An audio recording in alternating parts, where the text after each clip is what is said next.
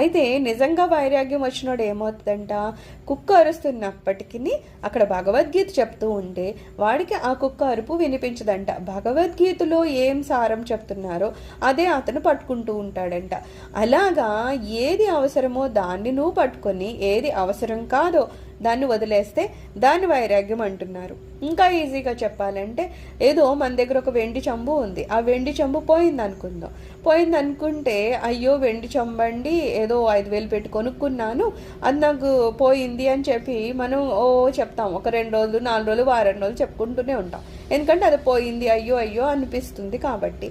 అదే వైరాగ్యం ఉన్నవాడు ఏం చేస్తాడంట, పోయిందా కనిపించలేదు అని వెళ్ళిపోతాడంట. ఎందుకంటే మనసుకి అది కష్టంగా అనిపించదంట. ఆ కష్టంగా అనిపించలేదే దాన్ని వైరాగ్యం అంటున్నారు. అంతేగాని అమ్మో మనకి యోగ సూత్రాల్లో చెప్పారు కదా, అలాగా పోయినా సరే పోయిందని అనుకోకూడదు కాబట్టి నేను బలవంతంగా